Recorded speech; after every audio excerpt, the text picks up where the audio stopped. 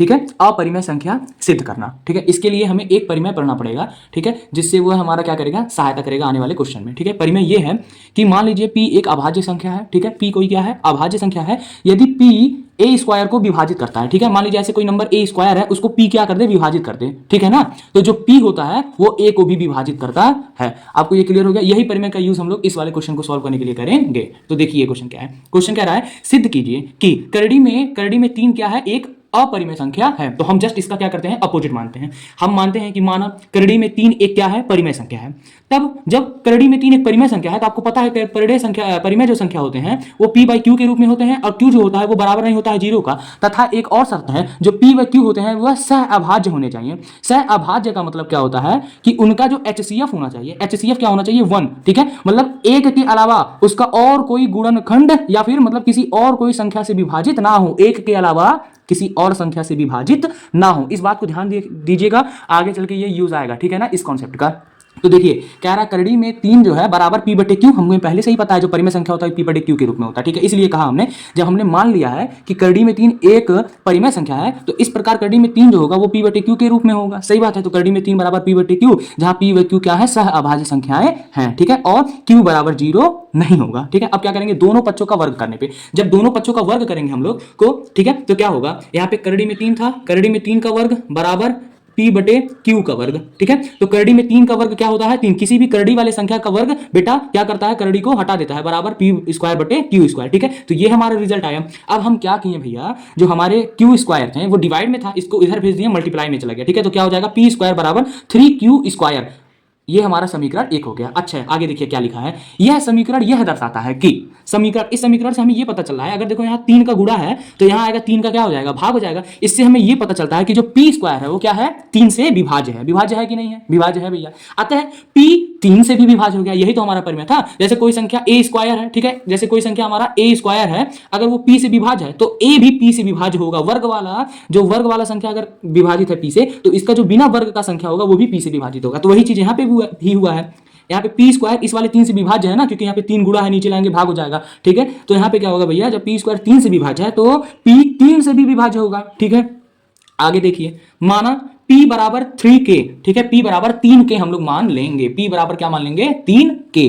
क्यों मान लेंगे, देखिए इसका जो फॉर्मेट है, क्वेश्चन सॉल्व करने का जो फॉर्मेट है, ठीक है, फॉर्मेट जो है ये फिक्स फॉर्मेट है बेटा, फिक्स। इसी फॉर्मेट पे आपको क्वेश्चंस को क्या करना है, सॉल्व करना है। यही फिक्स फॉर्मेट है, इसी फॉर्मेट पे आपको क्वेश्चन को सॉल्व करना है, याद रखिए। हाँ, एक और मेथड होता है, ठीक है ना, जिसको मैं पोस्ट करूंगा, लेकिन ये एग्जाम क्योंकि नजदीक है, आप उस लॉन्ग मेथड से आपको याद ही नहीं होगा वो जल्दी। ठीक है ना, इसलिए ये थोड़ा आसान है, इसको आप अप्लाई कीजिए क्वेश्चन में। ठीक है, अब हम क्या करेंगे, मानेंगे p is equals to 3k। अच्छा 3 क्यों माने, क्योंकि हमारा करड़ी में 3 था, इसी को अपरिमेय सिद्ध करना था, इसलिए। अगर करड़ी में 5 होता तो हम p बराबर 5k एज्यूम करते हैं। समझ में आ गया ना, क्लियर है ये बातें। ठीक है, आगे देखिए, कह रहा माना p बराबर 3k, k एक क्या है, पूर्णांक है। समीकरण 1 में p का मान रखने पर, समीकरण 1 में जब p का मान रखेंगे, समीकरण 1 में जब p का मान रखेंगे, देखिए यहाँ पे समीकरण 1 में हम p का मान रख करके आपको शॉर्ट में समझाया, जरा इसको ध्यान से देखिए। जब p का मान रखेंगे तो p के जगह पे 3k स्क्वायर बराबर 3q। ठीक है ना, 3q, ये बात आपको समझ में आ गया। तो यही यहाँ पे लिखा है 3k square is equals to 3q square. अब 3 का जब स्क्वायर करेंगे 9 होगा, k square is equals to 3q square. Clear. अच्छा 3 का यहाँ मल्टीप्लाई है, यहाँ आएगा क्या हो जाएगा, डिवाइड हो जाएगा। जब 3 9 को डिवाइड करेगा तो 3 आएगा, 3k square is equal to q square. ठीक है, ये हमारा समीकरण 2 बन जाएगा। अब क्या कहेंगे यहाँ, ठीक है, समीकरण जो 2 में, यहाँ समीकरण 2 में q स्क्वायर भी 3 से विभाज्य है। सही है, समीकरण 2 में भी q स्क्वायर क्या है, 3 से विभाज्य है ना, यहाँ 3 का गुणा यहाँ आएगा क्या हो जाएगा, डिवाइड हो जाएगा। ठीक है, इस वजह से लिखा है, जब यहाँ समीकरण 2 में q स्क्वायर भी 3 से विभाज्य है, अतः q भी 3 से विभाज्य होगा। सही बात है, परमेय से आगे परमेय था, जब q स्क्वायर 3 से विभाज्य है तो q भी 3 से विभाज्य होगा। अतः हमारी कल्पना क्या है, सत्य नहीं है। हमारी कल्पना क्यों नहीं सत्य है, ये ध्यान दीजिए। यहाँ पे ये पता चल रहा है p भी 3 से विभाज्य है और q भी 3 से विभाज्य है, लेकिन ये होना नहीं चाहिए। क्यों नहीं होना चाहिए, क्योंकि p बटे q हमने पहले ही बताया है सह अभाज्य है। क्या है, सह अभाज्य संख्या है। सह अभाज्य में क्या होता है भैया, ये किसी और सेम नंबर से नहीं करते हैं, किसी सेम नंबर से ये डिवाइड नहीं होते हैं। ठीक है, अगर ये डिवाइड होंगे भी तो केवल और केवल 1 से डिवाइड होंगे, बाकी किसी और संख्या से डिवाइड नहीं होंगे, किसी और संख्या से डिवाइड नहीं होंगे। तो यहाँ पे क्या हो रहा है, 3 से डिवाइड हो जा रहा है, और डिवाइड किससे होना चाहिए, सह अभाज्य के कंडीशन में केवल और केवल 1 से।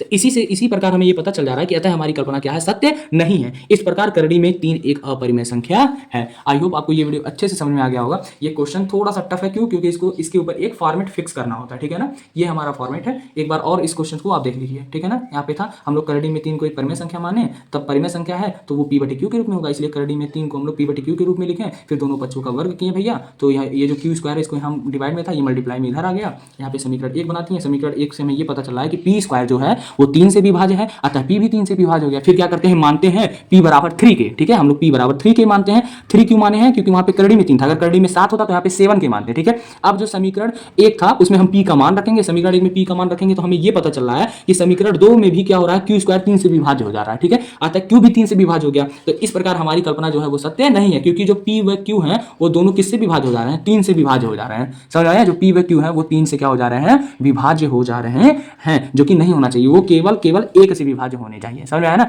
उनका जो कॉमन फैक्टर है, कॉमन फैक्टर वो केवल क्या होना चाहिए, 1 होना चाहिए। जो ठीक है उभयनिष्ठ गुणनखंड है वो केवल 1 हो सकता है, बाकी और कोई संख्या नहीं हो सकता है। इस प्रकार करड़ी में 3 क्या है, एक अपरिमेय संख्या है। और यह क्वेश्चन आपका फिक्स है कि एग्जाम में आना ही आना है, ठीक है ना।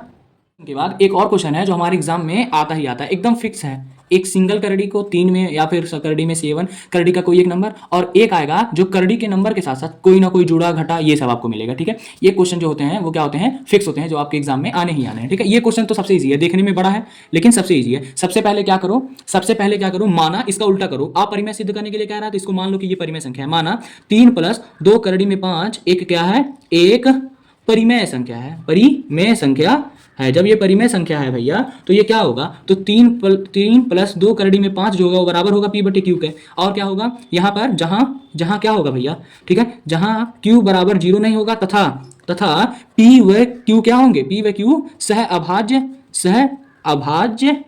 अभाज्य होंगे। समझ में आ गया ना ये बातें, तो ठीक है। आगे देखिए 2 करड़ी में 5 बराबर p/q -3, यहाँ पे +3 है, ट्रांसपोज करेंगे -3 आ जाएगा, ठीक है। 2 करड़ी में 5 बराबर, इसको यहाँ पे मल्टीप्लाई p -3q बाई क्या हो जाएगा q। अब आपको ये ना आए तो भाई दिक्कत की बात है, ठीक है ना। अगर आपको फ्रैक्शन नहीं आता है तो आप क्लास 10th में गलती से पहुंच गए हैं, ठीक है ना। आगे देखिए, अब यहाँ 2 का क्या है, मल्टीप्लाई है, यहाँ क्या हो जाएगा, डिवाइड हो जाएगा p -3q बाई 2q। अच्छा एक बात देखिए, जो p व q होते हैं किसी परिमेय संख्या में वो क्या होते हैं, वो पूर्णांक होते हैं ना, पूर्णांक होते हैं। अच्छा सोचिए, जब पूर्णांक का भाग पूर्णांक में होगा तो क्या आएगा, एक पूर्णांक आएगा, सही है, पूर्णांक आएगा। या फिर हम लोग कह सकते हैं एक परिमेय संख्या आएगा, सही है, सही बात है, ठीक है। क्योंकि जब हम पूर्णांक का भाग पूर्णांक में करेंगे तो एक पूर्णांक ही आएगा ना, और उस पूर्णांक को हम लोग परिमेय संख्या भी कह सकते हैं। बात तो सही है। इसका मतलब ये जो हमारे भैया हैं इनको डिवाइड करने पे क्या आना चाहिए, एक परिमेय संख्या आना चाहिए, ठीक है। लेकिन क्या परिमेय संख्या आ रहा है हमारा रिजल्ट में, नहीं। लिखेंगे यहाँ p व q क्या है, पूर्णांक है, क्या है भैया, पूर्णांक है, ठीक है। तो जब p व q क्या होंगे, पूर्णांक होंगे, तो भागफल जो हमारा आएगा, जो भागफल आएगा वो क्या आएगा, परिमेय संख्या आएगा, परिमेय संख्या, ठीक है, परिमेय संख्या होगा, ठीक है। जो भागफल होगा वो हमारा क्या होगा, परिमेय संख्या होगा। परंतु करड़ी में 5 एक अपरिमेय संख्या है, क्योंकि हम लोग ये सिद्ध कर चुके हैं। इसके आगे वाले क्वेश्चन में हम लोग पढ़ रहे थे ना, सिंगल क्या बोलते हैं, जैसे √5 √3 ये सब अपरिमेय संख्या सिद्ध कर रहे थे। इस वजह से हम लोग कहेंगे परंतु करड़ी में 5 एक क्या है, अपरिमेय संख्या है, ठीक है। इसलिए हम लोग कहेंगे यहाँ पे हमारा क्या है, यहाँ पे हमारे क्या हो रहा है, जो हमारा कल्पना था उसका विरोधाभास हो रहा है। समझ आ गया ना। इसलिए हम लोग कहेंगे जो 3 + 2 करड़ी में 5 है, एक क्या है भैया, अपरिमेय संख्या